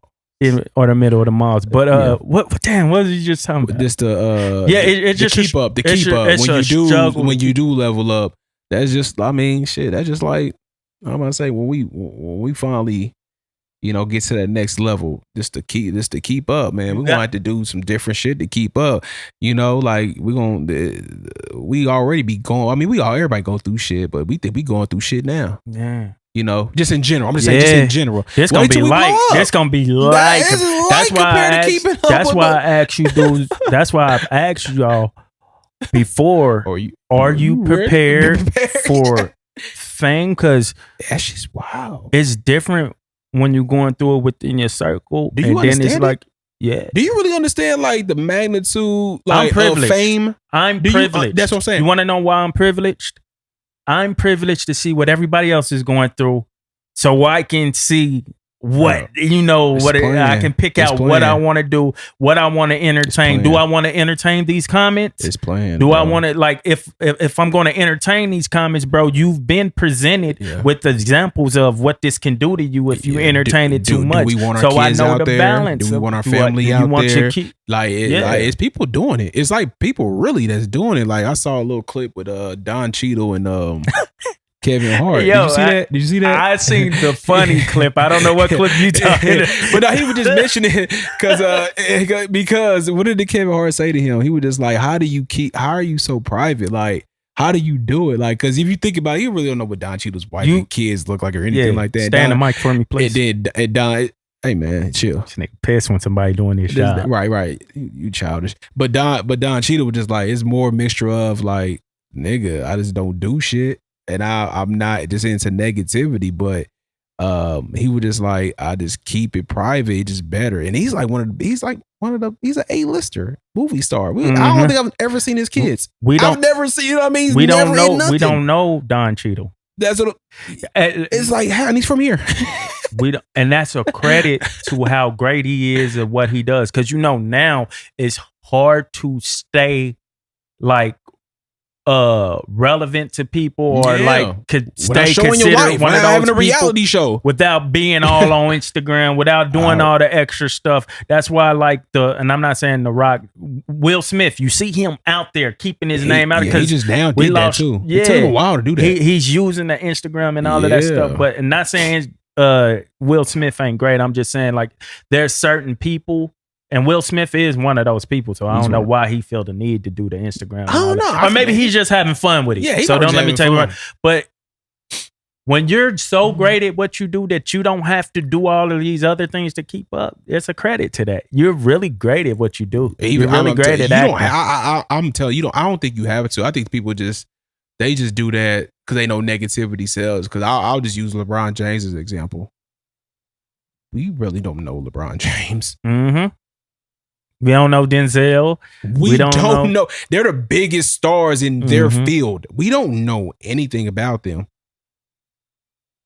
But he puts his family out there, but we don't know. No. We know what he wants us to see. Negativity within his family. But there's negative stuff put out about him all the time. Yeah, absolutely. Well, not within regular life, but but not as much as you would think, because he's just such a. You would think like this. You would think like LeBron, he's literally perfect, bro. Just think about it. Has he had any scandals? He's the biggest fucking superstar ever in basketball. Not one scandal. Give me a scandal in 20 years. Let me tell you something. That's crazy. The crazy thing when you don't have scandal, things are attached to you from other people in your life. They got you like Delonte West fucking with his mom. Now for Steph Curry and them, they're not so perfect. Look at their parents. Nigga, that ain't me. That ain't me. You know what I'm saying? So when you have people don't like, and these people aren't claiming to be pristine or like perfect or nothing. You know the problem is when people have this perception of you of being like perfect or whatever, they start treating you like God. Yeah. Like you have to be like this all the time. That shit is like, I don't want it. It's horrible. Like it's bad on you because you think when you start to treat somebody else like your heroes, your stars like God, you lose God. Yeah, I'm not saying you lose God in your life, but you forget who God actually is, and you start to look to them for everything. Facts. So you expect them to be perfect. Yeah. And then like for other people, they start nitpicking these people's life, trying to find something unclean. So you'll take the smallest thing and try to use it against them. Like it takes a strong mind to be in that position. That position of fame to where you have to be built for that. You gotta be built for that. You gotta be built for that. So I would say it'd be cool. Like I said, I know we've always talked about, doing the channels, the kids having their channels and stuff like that, which is cool. I would most definitely want them to do it. You gotta turn the comments off for the kids probably nowadays. I would still do it, but I'm just saying if I had a choice. Yeah. Like whether, had the fame and all the glitz and glamour and to be, just out there, people know everything was going on. Shit, wifey was out with her friend. She looked at a nigga real quick and like, oh, Ramiko's looking at Jim Jones. Why you say Jim Jones? She decides to go have a drink with Jim Jones real quick, and Damo's over with us. I'm just saying we got to deal with that. What made you pick Jim Jones? I don't know. You're not understanding. Let's cut to Kanye West. That Kanye West joint. You want? Do you want to do that real quick, man? Yeah. Let me see what we got, man. Cause obviously, Cuz just dropped it came out this morning. Yeah, Donda. Sunday morning. It's his mom's I don't know the right? date. What's the date? The 29th? Yeah. He just dropped it out of the middle of nowhere on the 29th. Yeah, but it was brewing. Him and Loverboy and what's the other dude's name? Kendrick. Yeah, it been brewing, man. I wanted them all to drop at the same time. You know I want about that life. Oh, that would. They ain't want no smoke with the boy. Play. I'm gonna just play one that I actually liked. I'm gonna just let you know when I first played it. I'm okay. It's cool. No, I was letting the people know. Oh yeah. I heard the song. So when I'm just like just a quick review. Video no, it's not in depth. No, it's just a song. When I first played it. You don't know that. When I first played it, the first half of the album, I heard it in the car. And I was like, cool, this mug is pretty solid. Then I heard the other half on my phone. I was like, man, this album is lukewarm. And then I played it back while coming up here to record the pod. I got through like 7 songs and I was like, this album is amazing. So that's where I'm at with it right now. So this is just a song. It's the name of the song. It's not Praise God, is it? Because there's a video that came out an hour ago. Nope. No, okay, cool. I can't wait to watch that. Okay, this is the one I fuck with. Off the Grid. But I had a Donda. live react to it. Yeah, easy. That's a wild dude. But yeah, man, that was. Wait. Did you just catch that bar? That last bar? Was it aim at the boy? No, you didn't understand that last bar?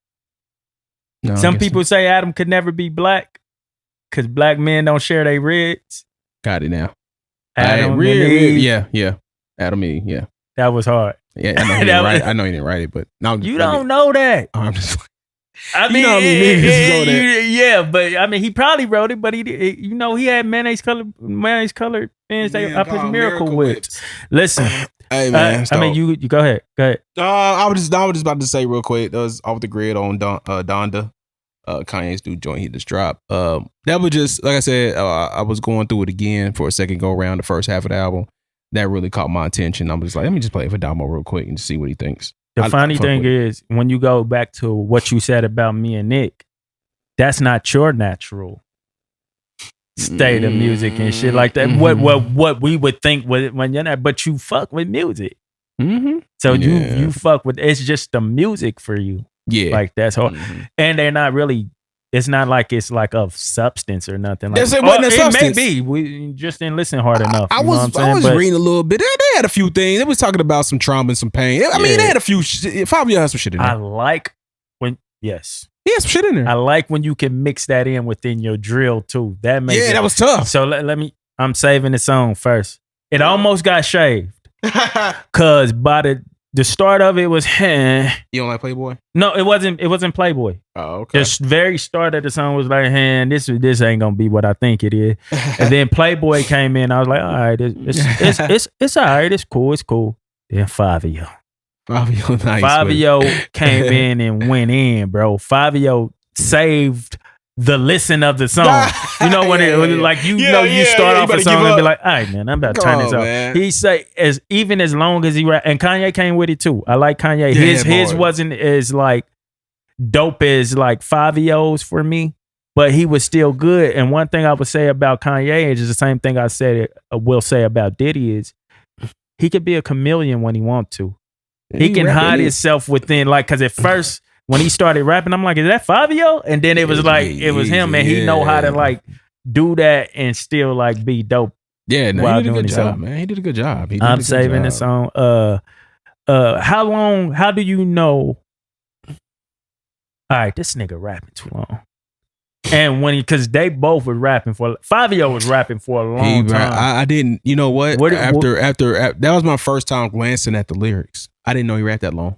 When do you feel like a nigga is rapping too long? What makes you feel that? Because we didn't hear long verses from Drake. Did you feel that from Fabio? No. I didn't. The crazy thing is, I knew he was rapping long, but I was like, I'm not mad at it on this. I'm telling you now, that was like 32 bars. It was probably more than 32. Yeah, I didn't know. That's my third time hearing that song. Yeah, I heard it right on the first listen. Like, I didn't know until I read. Pretty long. I didn't know until I followed the lyrics. He's rapped that long. I was like, damn. But it was fire. That nigga was rapping long. Yeah, if you can get away with a long ass verse like that, even Chance did it on Ultralight Beams. If you could get away with a long verse like that, you really you something. I'm gonna give you some credit because it's hard for somebody to keep somebody. All right, nigga, get to the next nigga or something like that for that long. And you know, so man. that it's a lot of the typical thing is like 16 or 12, nigga, and then get up off the record. Yeah, man. Unless it's like a record with no hook and it's going like from Lemon Pepper freestyle, you go from Ross and then into Drake, and both of their verses is very long. Yeah. When Fabio came in, the beat did switch up into drill, right? It wasn't drill at first, was it? It wasn't so hard drill at first. I think he added something. Like I think he probably turned the kicks, the 808 up or something like that. I don't know what he did, man, but it's a pretty good song, man. I fool with it. Like I said, it's one that just really stuck with me when I was going back listening to it. But I think you will enjoy it. I think you'll enjoy the album. He got some stuff on there, man. Yeah, that one's gonna make me listen. Real. You enjoy. I was gonna listen anyway, but that's got me like, I kind of really want to listen now. Yeah. What I was saying earlier, as far as breaking it down, my listening thing, when you like do a song like that, it has to say stuff in there to where I'm gonna capture. It's got some shit. Yeah, it's gotta have some shit. It's gotta have some shit, and that's a good example of it. It is. That's drill to the core, man. And that was just like, damn, that was like a drill beat on steroids. Because I like Pop Smoke shit. It was just like I was more Fabio when Pop was out. Yeah, that was tough, man. I was like, man, that's crazy how he produced that. I think he made that beat, Kanye. So. And it's a super talent in doing that. It's hard to rap like Substance on those type of songs and get people to like, nigga, why are you rapping that on this? It's talent. So I found what I was talking about Jack Harlow, and I'm gonna just read on my phone. I can't flow that like he did. Well, I probably can. I don't know. Who knows? Man, but anyway, I just want y'all to catch what he's saying. These are the reason why this is the reason that it took me from like, oh, this is a dope bop to loving this song. Because when it's a dope bop, it's a dope bop. But when you say something that's like connecting, it's like, so when he said this where my head is, I feel resentment from every direction. Even some homies is wearing expressions. I be discouraged from sharing my blessings. We used to share a connection. Now it just feels like it's wearing and stretching. I'm getting real sick of taking advice from people that never could stare at reflections. Yeah, somewhere that is when he came in, he said somewhere in that is a lesson. Y'all ain't evolving, and that's very depressing. For him to do that on that What's Poppin' song and just like that's something that everybody can flow connect that. to. That's something everybody can connect to. Just And like I'm not about to, I don't want to take advice where people can't. You take your own advice, bro. Yeah, they can't stare at reflections. Yeah. And when you do it in a creative way, because he could have just said, I don't want to take advice from you. You not taking your own advice. Yeah. But the way you put it in there that made me be like, little shit that's like what that. I'm saying. So that was just an example. Like when you saying shit like that and you flowing it just right, and I can still bop to it, but still that'll be more like, nigga, when we're at the concert and you performing that shit, I'm getting sick of that. Like nigga get hype one time. You get hype. So that's all I was talking about. Like going back to Cashmerexpapi. And he got songs like that where he says certain stuff, but on that particular song, when I was saying like, no, we was just give me enough bars, give me some bars to where I personally could connect to, and then like it still be a bop. That's actually dope. I can ride to that still. That's actually some dope critique and input just for any rapper, bro. Especially if you for people that really like lyrics.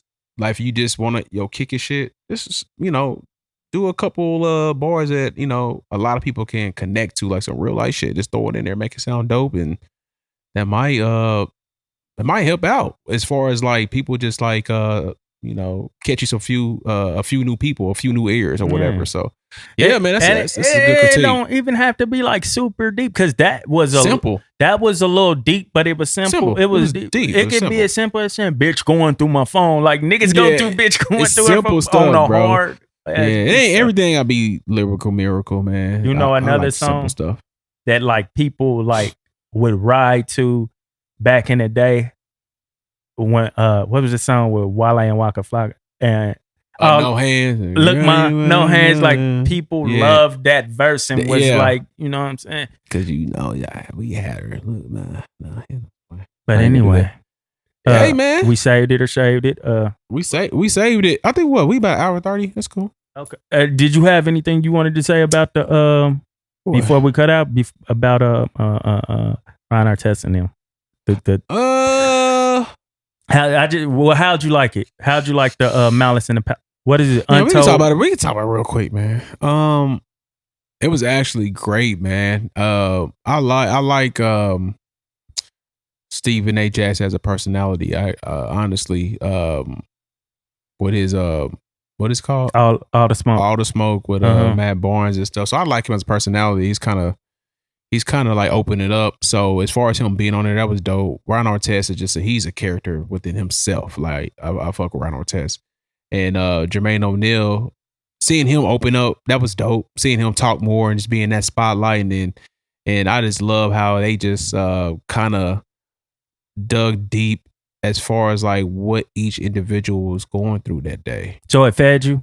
Yeah, I actually, to answer your question, I loved it. You know what I mean? Again, I think just by them doing it, it's that simple. They just went through like what each person was going through, bro. They was going through some shit, man. So that's pretty much what it boiled down to. And you never know, bro. You just never, you might snap. I mean, even with the most cool mild-mannered dudes, it might happen with me like one day. You know what I'm saying? I don't know. You just might catch me on a day, and I just think they caught them on the wrong day, bro, for that to happen. Like Ben Wallace was going through shit. He lost somebody. And we didn't. Yeah, that was the dope part about bro. it. We didn't know that he went through something. But the dope part, like when you do these documentaries, especially like, I mean, because a lot of us looked at it for nostalgia. Like we was in that moment. So we want to go back to that or whatever and just see. It was like, it was not nothing y'all can really tell me. That's what I thought. I was like, we was there. I remember I was at and all this. I was like, bro, we saw it, but for them to dig deep like that made it tough, bro. And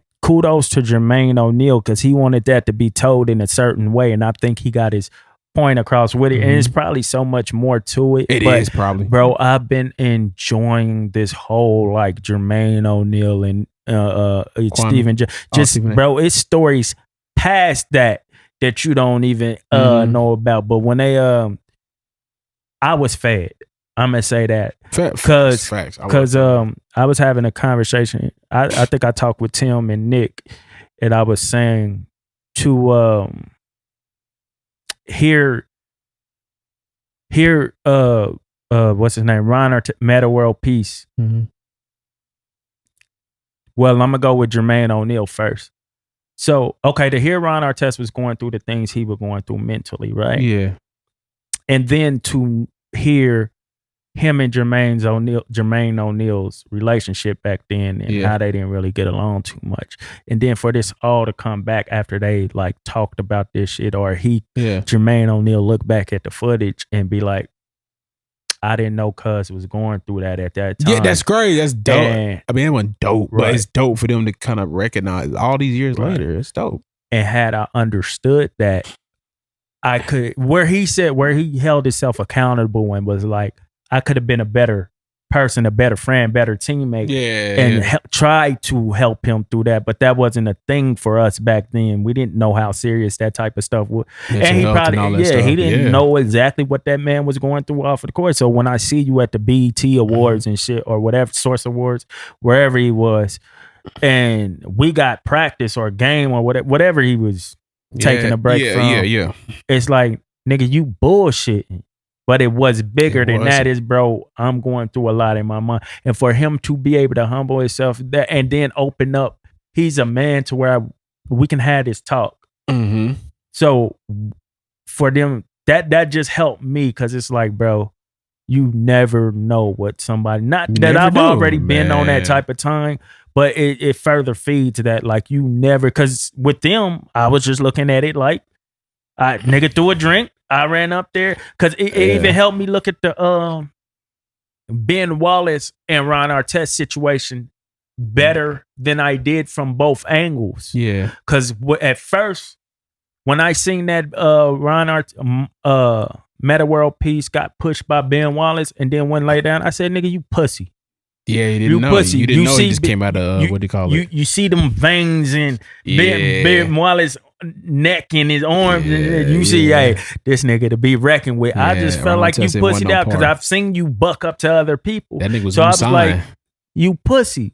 But now when I seen what he was going through and the count he was doing over there, like counting sign, bro. Yeah, he woo-signed. It ain't nigga, I ain't scared of this nigga. It's like, hey, really bro, I'm trying not to go there with you. Yeah. And they probably had a relationship outside of there. Who knows? And he's like, bro, I really don't want to go there with you.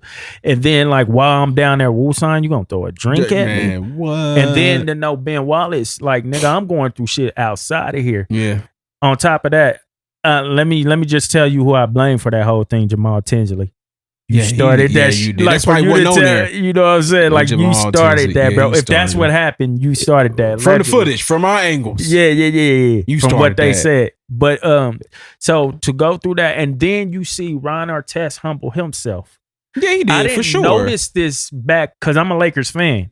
I'm not looking at interviews to take something out of it, because I'm just a kid, bro. I don't care about, like, the emotion behind it. But to go back and see that and say, I don't really enjoy, he didn't say this verbatim either, enjoy this because Jermaine O'Neal and them deserve a ring, and I felt like I fucked them up from getting the ring. You know what I'm saying? Yeah. And for him to humble himself and say that on national TV, where he can just be celebrating his win, it shows growth and the piece that he had made it to while he changed his name. We thought it was a joke when he did it back then. Yeah, we did. We don't know nothing, bro. It was a bigger meaning to all that, dog. It fed me to the point where, bro, stop trying to talk about a situation without even knowing. You know, that's why I'm more careful with the stuff that I talk about now. And not to say it won't happen again, but I try to be more careful and give these stars more grace. You know what I'm saying? Because I'm with you. They live in real lives, bro. Yeah. And even it's heightened because they have to live their lives in front of us. So you got to live this certain. You don't have to, but it's this certain standard people want you to live to, or if you're not telling me something, there's something going on, or like if you're not telling me something, this happened, then I'm gonna assume this happened. If you tell me something, that ain't how it went. But you don't know. You don't know. You don't know, man. So that's why I was kind of, after that, I really thought about Kyrie a lot. DeMar DeRozan, Kevin Love. I really thought about them a lot because Kyrie was going through hell when he was missing all them games because he really was taking mental breaks and doing the Sage thing. Like, It looked weird outside looking in, but we don't know the full story. Like, we don't know the full story. Like, we kind of, he was taking his breaks for, the Black Lives Matter movement and all that, things of that nature. But we don't know everything was going on behind the scenes. When he was missing work and not calling Nash. Like, bro, we don't know the full story. So that's all I was, like he was saying, I'm these stars, man, like I said, they real people just like us. I'm not about to just jump to conclusions, be like, yo, I'm not fucking with him. What is he doing? And just give him, give him the room, give him grace, give him the space. And even like the young lady with the tennis, the Naomi, I don't want to butcher her last name, like her just taking a break, like from media. Like, I know it's in the contracts for them to talk to the media, talk about whatever the event they're in, the sport they're in. But I saw her literally like the other week, like, because when Haiti went through their thing, like she was on a press conference and she like just literally just broke down out of nowhere.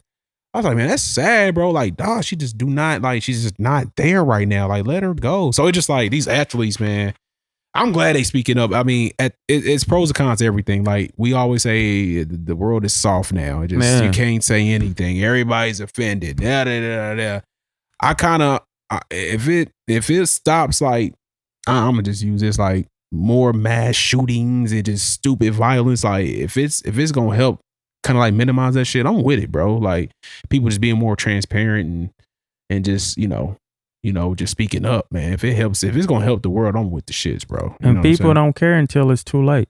Exactly. To that person, literally, and then even then you don't care because you're gonna treat the next person the same way. Exactly. You're not giving them grace. But if that person happens to die, oh man, she was a great person. She did this and did that or whatever. But when she was trying to tell y'all she needed to take a break from this shit, y'all didn't want to give her that. You know what I'm saying? Yeah. So, because y'all looking y'all looking at these people. God. Either God or some shit that y'all can't do yourself, bro. Right. You're literally going through the same thing at home that they're going through. Yeah. But you won't allow them to go through it the way they need to do it. Yeah, money don't solve everything. We know, man. Everybody know that, man. Even just getting by, like, even just being able to get by, being able just to, feed your family, be comfortable, man. You still go through shit, bro. So even though they got like Biggie said, bro, it is cliche. More money, more problems, bro. Like they're human just like us, bro. So even to a lighter extent too, like way lighter extent, because I'm only joking when I say this, when I've said this, but me being upset, I wasn't really upset. I'm just saying. I was a little like, man, come on. What, man? Me being upset that the Raising Kayne didn't come on last week. What if 50 is going through some shit? You know what I'm saying? I'm like, bro, put out the episode. Yeah, this is just me using an example. I was pissed. I was like, what the fuck? Like, nigga, real life go on. But not that maybe it's a tactic or something. He was in Hobby. He was at Springfield and shit like that. That's what I heard. But that's all I'm saying. Like, and that was super light. It's just an example though. But yeah, we got to start treating, nigga, imagine that particular celebrity is your kin, your daughter, your brother, your sister or something. Yeah, man. You know what I'm saying? Like, we got to stop doing that, bro. And I can't really I'm not going to be mad at people for doing it because we were raised doing that shit. That's how but now that you have the information, once you get the information that you need to stop doing it and stop looking at these people as superheroes and you continue to do it, now I got to be mad at you. Like, come on, bro, do better. There's too much information out there. There's too many examples out there for us to see, for us to learn from. And yeah, man, this is like, again, the time we're in now, man. Like I said, there's so much shit out there, bro. Like, there's no reason, the world shouldn't be changing, just be in a better place. I'm not saying it's awful, but most definitely should be better. You know what I'm saying? So yeah, we'll figure it out. Man. All right, close us out, man. It's been a minute. Hey, man, I want to thank, also, before I close out, man, I just want to thank my podcast brothers, man. Man, these dudes, I've been in and out, man, from the pod, going through shit, not necessarily bad shit, but just a lot of shit, just family shit, normal shit, where people go through. My boys stepping up, man, Nick been dope. I don't know, Nick, man, let us know. Do you hate Nick? Dope. I know it's been dope, but the people, I know, because when you perform, Ray said Nick B, I was kind of like, kind of like nails on the chalkboard for a second, but it was cool. Because he's Nick been dope. But he's been out, busting his ass, performing, jumping on other pods, networking, man. I appreciate you for doing that, man. You know, just stepping in, stepping up, doing that shit, man, helping us out. Damo's been on the ones and twos, man. If y'all, I mean, like, it was a long time ago we was talking about what the ones and twos.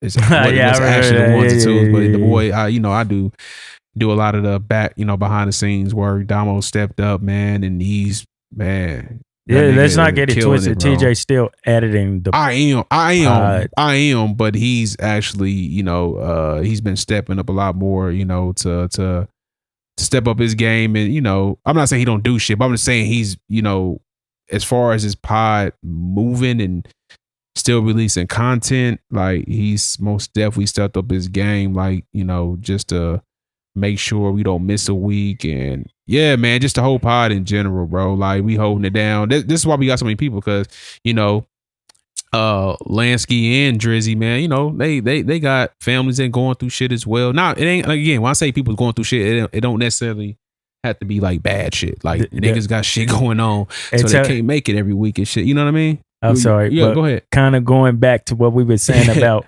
you having the parents or whatever. Yeah. Same thing. Like, I think it was me and Shanae, but y'all got 6 niggas on y'all guys. I'm like, is it good and a bad to that? Like, the bad is like all the different opinions or like communication. Yeah. The good is it's an extra person to lean on. Exactly. You know what I'm saying? So I appreciate, man, everybody just stepping up, man, and because again, everybody, when you doing stuff for so long, you have your dry spots, when stuff ain't going right, or people are busy. You know what I mean? So I just want to got lives. Yeah, people got lives, people got kids, people got, bills, people got to work overtime. So yeah, for everybody just stepping up, bro. Like, everybody. Shanae and them. I even got at Shanae and them a minute ago. Like, hey, cuz, where's the episode? I used to get at Caprice, like, bro, y'all not releasing it. And it's like, bro, you do potting and you know how this shit go. Like, sometimes. I used to be like, man, where, like, because I'm selfish. I want my episode. My nigga, put it out. We used to do that with Joe Button. Like, exactly. I get it. Like, we get it. That's what I'm saying, man. Big ups to y'all, man, because y'all, if one for y'all, bro. Like, I'm saying, y'all setting up the our away games, which is when we step away, stepping away, going to another location and pod with guests. Like, yeah, man, it's tough. I ain't gonna lie to y'all, it's tough, man. But again, I just want to thank my squad, man. And shout out our guests too that helped fill the void of not having our people on. Y'all holding it down with the conversations too. So thank y'all for still tuning in. I see, the number's still the same or whatnot. It's not no big drop off or whatnot. People still fuck with us when it is 2 people or if it's 4 people, or thank y'all for being just being there with us, man. Just being consistent and still believing with us and shit, man. So believing in us. I ain't gonna lie, them little views of with me being by myself, I was surprised for it to be even that. Like, I mean, you good at what you do, bro. I'm just you ain't boring. You're not boring. I can see if you was like a boring dude, you couldn't hold your own and not, hold a conversation. But yeah, man, like I think that's for a reason, because I think we all got special talents and things we can do, and I think this group here.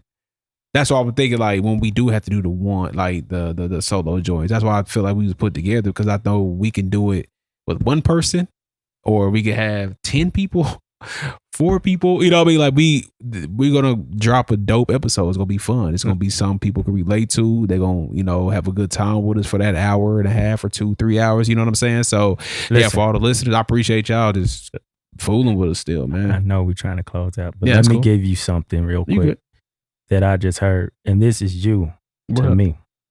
You to me. Listen, and I got this from TD Jakes. Mm-hmm.